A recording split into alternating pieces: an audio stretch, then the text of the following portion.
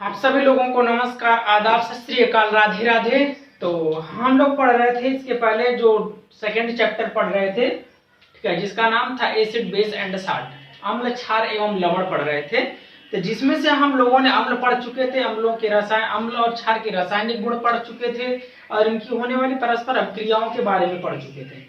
उसके बाद हम लोगों ने पढ़ना स्टार्ट किया था साल्ट के बारे में। तो साल्ट मैंने इसके पहले वाले वीडियो में बताया था क्या होता है कि अम्ल और क्षार को जब मिलाया जाता है, जब किसी अम्ल और क्षार की आपस में क्रिया करा देते हैं तो लवण बनता है।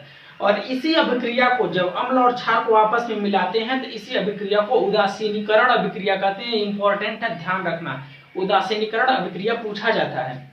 और उसके बाद हम लोगों ने पढ़ा था कि जो लवण है उनसे कुछ रासायनिक पदार्थ बनाए जाते थे, ठीक है, कुछ केमिकल्स बनाए जाते थे लवणों से। तो जिसमें से हम लोगों ने पढ़ा था सोडियम हाइड्रोक्साइड पढ़ा था, सोडियम हाइड्रोक्साइड पढ़ा था, हाइड्रोक्साइड, सोडियम हाइड्रोक्साइड था जिसका सूत्र था सोडियम का Na, हाइड्रोक्साइड का OH था। तो सोडियम हाइड्रोक्साइड का जो था NaOH था। और सेकेंड थिंग्स हम लोगों ने फिर पढ़ी थी था sodium bicarbonate, sodium bicarbonate, carbonate. कहोगे गुरुजी सोडियम का तो सूत्र होता है Na, अब बाई लग जाता है तो बीच में H लग जाता है, कार्बोनेट का सूत्र होता है CO3, NaHCO3 तो बन गया, यही होता ही है। अब उसके बाद हम पढ़ेंगे सोडियम कार्बोनेट यानी धोने का सोडा पढ़ेंगे। सोडियम यानी धामन सोडा था, इसे हम लोग कहते थे खाने का सोडा, खाने का सोडा। आज हम लोग पढ़ेंगे धामन सोडा। धामन सोडा कैसे बनाते हैं या धोने वाला सोडा जिसे कहते हैं, जिसका सूत्र होता है Na2CO3 इंटू 10H2O, ये होता है, ठीक है। ये हमारा होता है धामन सोडा होता है। इसके बाद हम पढ़ेंगे विरंजक चूर्ण, इसका नाम है विरंजक चूर्ण। विरंजक चूर्ण कैसे बनाते हैं, जिसका सूत्र होता है CaOCl2। ये चीजें हम इनके बनाने की विधियों के बारे में पढ़ेंगे कि ये रसायन जो होते हैं हमारे, ये रसायन जो होते हैं लवण से कैसे बनाए जाते हैं, ये चीज हम पढ़ेंगे। तो हमने इसके पहले सिर्फ एक थोड़ा सा बस इसका बता दे रहा हूँ कि सोडियम बाइकार्बोनेट किस तरह से बनाए थे, ठीक है। तो कहोगे गुरुजी सोडियम बाइकार्बोनेट आपने बनाया था कि गुरुजी नमक लिया था, नमक का सूत्र होता है NaCl, और नमक में क्या किया था, नमक को पानी में घोल दिया था, पानी का सूत्र यानी H2O, तो NaCl प्लस H2O, और नमक को पानी में घोल दिया। फिर मैंने इसी में क्या किया था, अमोनिया गैस, अमोनिया गैस का मीन्स होता है NaH3, इसका सूत्र होता है। अगर मैं अमोनियम की बात करता तो NaH4 होता। तो अमोनिया गैस और कार्बन डाइऑक्साइड गैस प्रवाहित कर दिया, यानी दोनों को मिलाया, नमक में पानी मिला करके, यानी पहले नमक का घोल बना लिया, उसमें अमोनिया गैस और कार्बन डाइऑक्साइड गैस प्रवाहित कर दिया, तब हमारा बच गया अमोनियम क्लोराइड बन गया था, NaH4Cl बन गया था, प्लस का NaHCO3 बन गया था। यही हमारा था कौन सा, सोडियम बाइकार्बोनेट, खाने का सोडे का सूत्र था। और मैंने इसका उपयोग बताया था कि घरों में जो होता है खाने के रूप में प्रयोग किया जाता है, मतलब ऐसे नहीं खाया जाता है। जो हमारी चीजें फुलाने वाली चीजें होती है उनको फुलाते हैं, जैसे गोलगप्पे बनाते हो या कुछ इसी चीज को खसखस करने के लिए उसमें डाला जाता है हमारा सोडियम बाइकार्बोनेट, जिससे हमारा थोड़ा फूल जाए, उसमें हमारा सोडियम बाइकार्बोनेट यूज किया जाता था। अब गुरुजी कहोगे कि हम धामन सोडा के बारे में, हमारा टारगेट क्या है, धामन सोडा पढ़ना। धामन सोडा हेडिंग डाल लो आप सभी लोग, धामन सोडा, जिसका रासायनिक सूत्र क्या होता है, रासायनिक सूत्र, रासायनिक सूत्र होता है Na2CO3 इंटू 10H2O, ये इसका रासायनिक सूत्र होता है। ये तो था हमारा दूसरा कौन सा, खाने वाला सोडा। अब धामन सोडा बनाएंगे कैसे गुरुजी, तो एक काम करो, इसमें कुछ भी नहीं, इसकी विधि जो है सबसे आसान है, ठीक है। क्या करो, जल का पहले क्या कहते हैं, सोडियम कार्बोनेट लिया जाता है, sodium carbonate, sodium carbonate, sodium carbonate में जल मिला दिया जाता है और जल मिलाकर के इसका क्रिस्टलीकरण कर इसके क्रिस्टल बना लिए जाते हैं, तब हमारा बन जाता है Na2CO3 इंटू 10H2O बन जाता है। यानी जब सोडियम कार्बोनेट में जल मिलाकर के उसका क्रिस्टलीकरण कर दे, यानी सिर्फ इतना है। देखो सोडियम कार्बोनेट का सूत्र क्या होता है, Na2CO3 होता है और जल का होता है, तो जल देखो 10 अणु इसके चाहिए, 10 जल के 10 अणु चाहिए, तो 10H2 बन गया Na2CO3 इंटू 10H2। यानी कुछ भी नहीं है इसके बनाने की विधि में। इसका फॉर्मूला याद है तो सिर्फ रासायनिक अभिक्रिया में पहले इन दोनों को अलग अलग लिख के बीच में प्लस कर दो, बाद में जोड़ दो, हो गया रासायनिक अभिक्रिया। तो ये था हमारे, इसी को हम कहते हैं धामन सोडा, जो हमारे घरों में किसके लिए यूज होता है, साफ सफाई के लिए यूज होता है, कपड़े धोने के रूप में यूज किया जाता है। वैसे ध्यान से सुनो, देखो धोने में पानी ज्यादा लगता है ना, तो इसलिए इसमें ज्यादा पानी है, 10H2O है। यदि मैं कहता खाने वाला सोडा, याद करने के लिए बता रहा हूँ, खाने वाले सोडा में पानी थोड़ी ना पड़ता, सूखा सूखा रहता है, तो NaHCO3 अवरुद्ध, इसमें पानी का सूत्र है ये नहीं है लास्ट में। धामन सोडे का सूत्र है Na2CO3 इंटू 10H2। यानी कभी एक साथ दोनों रासायनिक अभिक्रिया दे दी रहे, जैसे मान लो पूछ दिया कि निम्न में धामन सोडा का सूत्र है, दोनों सूत्र लिख दिया Na2CO3 इंटू 10H2O और दूसरा क्या लिख दिया NaHCO3, दोनों लिख दिया। कहा कि बताओ कि इसमें कौन सा गुरुजी धोने वाला सोडा है, तो धोने वाली सोडा में क्या जरूरत पड़ती है, कपड़ा धोने के लिए पानी ज्यादा चाहिए, और जब पानी ज्यादा चाहिए तो सूत्र में भी पानी ज्यादा होना चाहिए। तो गुरुजी हमारा तो ये हुआ 10H2O हुआ, बिल्कुल सही पकड़े, यही होता है Na2CO3 इंटू 10H2O होता है। अब बात आती है कि इसका उपयोग लिखा जाता है कि इसका क्या क्या उपयोग है, तो घर में आप लोग खुद ही यूज करते हो तो खुद ही इसके उपयोग के बारे में पता होगा कि हम क्या उपयोग करते हैं। तब बात आती है इसका उपयोग कैसे करते हैं। ठीक है भाई साहब, उपयोग में देखो क्या कर सकते हैं। उपयोग में पहली बात तो कपड़े धोने के काम आता है। ठीक है, कपड़े धोने में,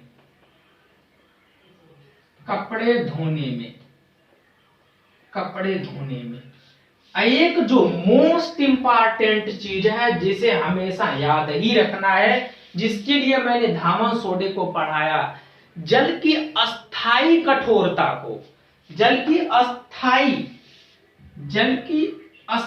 कठोरता को, जल की अस्थाई कठोरता को दूर करने के लिए, कठोरता को दूर करने के लिए, दूर करने के लिए, ये मोस्ट इंपॉर्टेंट पॉइंट है। इस पे नोट करके नोट्स बनाना, ऐसे लिख देना और इस पे अंडरलाइन ऐसे कर लेना कि जल की अस्थाई कठोर। आगे चल के जब इस छोटे छोटे क्वेश्चन कराऊंगा तो उसमें पूछा जाएगा कि जल की अस्थाई कठोरता दूर करने के लिए कौन सा उपयोग किया जाता है, तो उसमें धामन सोडे का भी नाम रहेगा, खाने के सोडे का भी नाम रहेगा, विरंजक चूर्ण का भी नाम रहेगा, ऐसे बहुत सारे ऐसे नाम रहेंगे।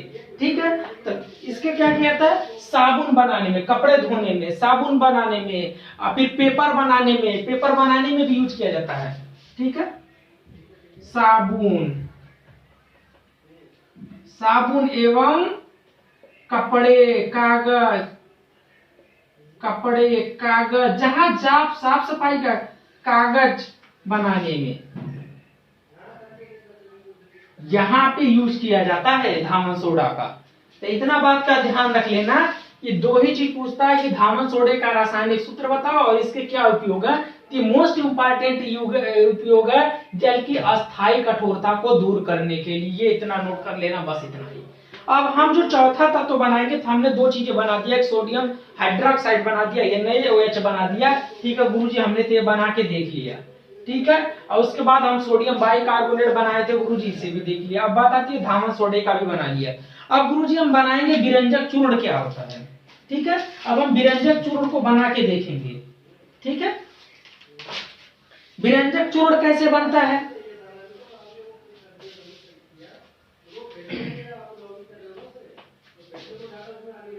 चलो यार, इसमें मिटाना नहीं चाहिए था। ठीक है, चलो अब विरंजक चूर्ण बना के देखते हैं।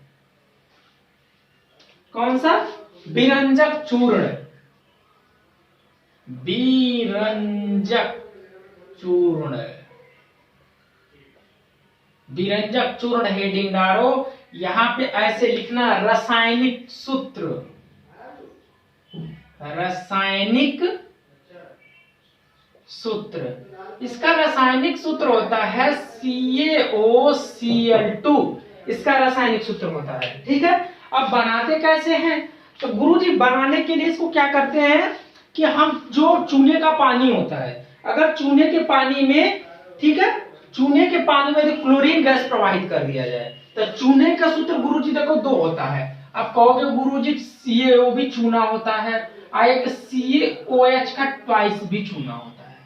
तो जब कहीं चूने के पानी की बात किया जाए तो ये बूझा चूना, इसी को बूझा चूना या पानी, चूने का पानी कहते हैं। ये कली चूना का सूत्र है, ये ध्यान रखना। ये कली चूना है, चूने का पानी ये बूझा चूना है। पूछा जाता है कली चूने का सूत्र क्या है, बूझे चूने का सूत्र क्या है, बार बार एग्जामिनेशन में पूछा जाता है।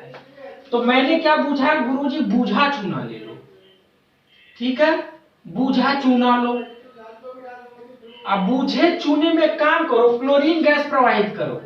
कौन सी? क्लोरीन गैस प्रवाहित करोगे तो क्या बन जाएगा? विरंजक चूर्ण बनेगा, विरंजक चूर्ण बनेगा। अब प्लस का जल H2O बन जाएगा। ठीक है, तो बनाओ भैया विरंजक चूर्ण। बूझा चूना का सूत्र होता है CaOH का ट्वाइस होता है।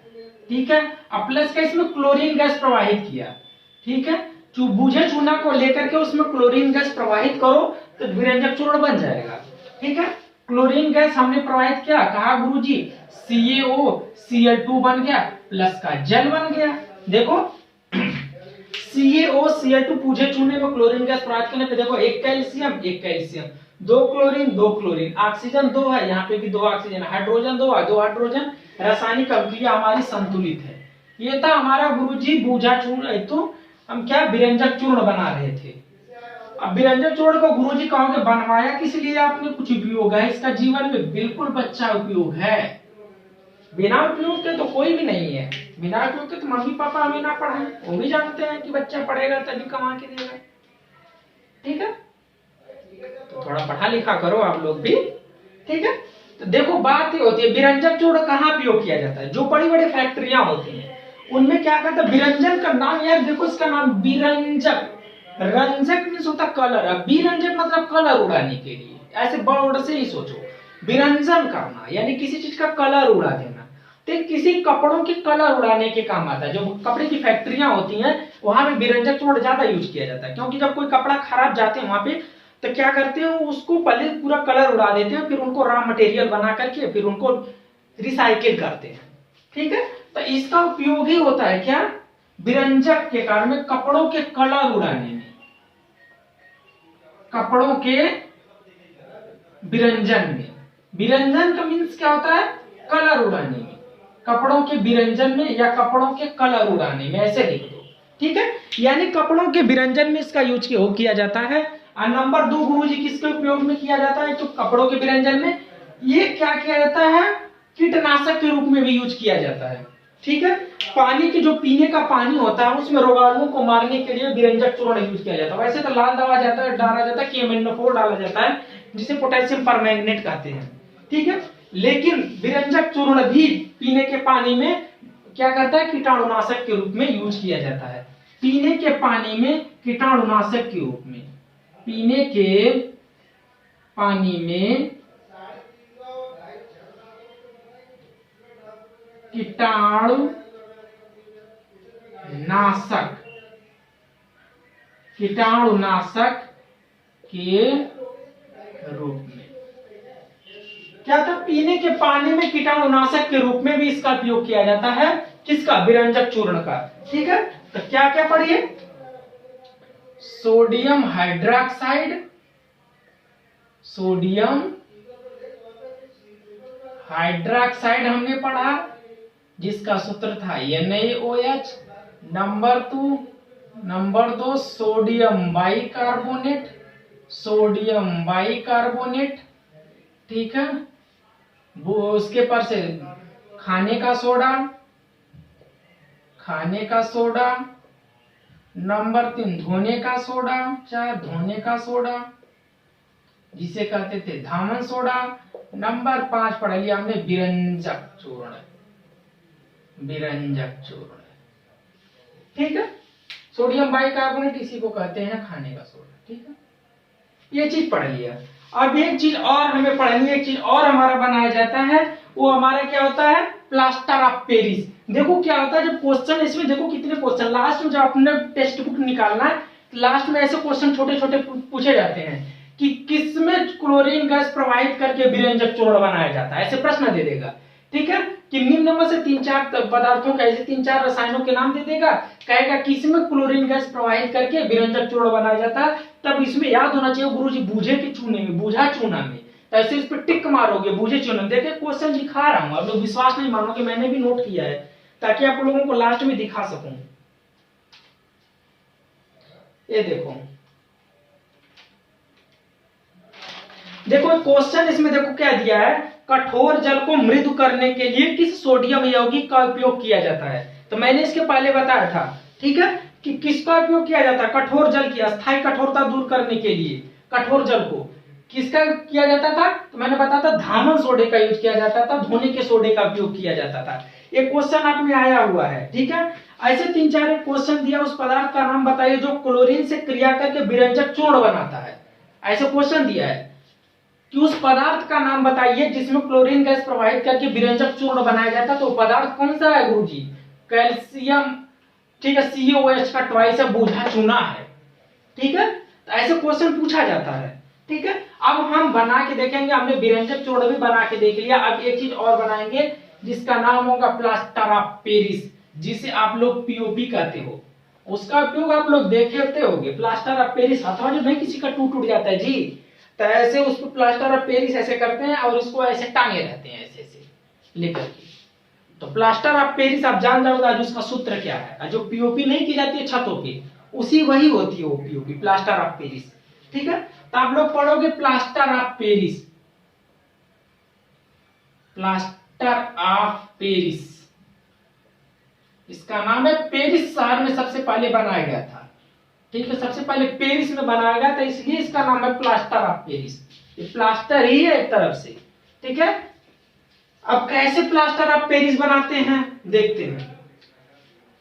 देखो एक जिप्सम का सूत्र सुने होगे, जिप्सम, ठीक है, जिप्सम क्या होता है, देखो जिप्सम क्या होता है, जब प्लास्टर ऑफ पेरिस, देखो कैसे बनाते हैं, पहले ध्यान से सुनो। जिप्सम का सूत्र होता है CaSO4, ठीक है, इंटू 2H2O, ये होता है जिप्सम का सूत्र होता है।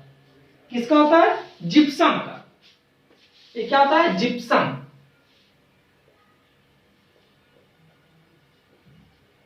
अगर हम जिप्सम को 373 केल्विन तक गर्म करें, ठीक है, केल्विन के टेम्परेचर नापने के जैसे डिग्री सेल्सियस है, नहीं ऐसे पढ़ते थे C/F = C/F = F/9, C/F = C/F P-5, ऐसे करके था, ठीक है। तो हम टेम्परेचर की एक नाप रहे हैं, ठीक है, टेम्परेचर के नापने की एक यूनिट है केल्विन। तो यदि हम जिप्सम जो है, अगर हम जिप्सम को क्या करें कि 373 केल्विन तक गर्म करें, और 373 केल्विन गर्म करें, किसके, जल के अणु, देखो किसी चीज को गर्म करोगे तो उसमें जो पानी रहेगा वो तो उड़ना शुरू हो जाएगा ना, और जब पानी उड़ेगा तभी तो बनेगा क्या, प्लास्टर ऑफ पेरिस। क्योंकि प्लास्टर ऑफ पेरिस का गुरुजी सूत्र ही होता है CaSO4 × 12H2O, सिर्फ उसमें आधे जल के अणु रहते, एक भी नहीं रहते हैं। तो जब गुरुजी कहोगे आधे, जब उसमें 2 थे, आधा उड़ा दिया तो बचे कितना, बच्चा 1.5 बचेगा ना, 1 × 1/2, या इसी को 3/2 लिख सकते हो। देखो 1.5 अणु जो होते हैं जल के, यही क्या होते हैं, निकल जाते हैं, ठीक है। जब 373 केल्विन तक गर्म करते हैं तो ये जो 1.5 अणु जल के होते हैं यही निकल जाते हैं, बनता क्या हमारा है, यही होता है हमारा plaster of Paris, CaSO4 × 12H2O, plaster of Paris. खाली इतना ही अंतर है कि यहाँ पे प्लास्टर ऑफ पेरिस में आधे जल के अणु होते हैं, जबकि जिप्सम जो होता है उसमें 2 अणु जल के होते हैं।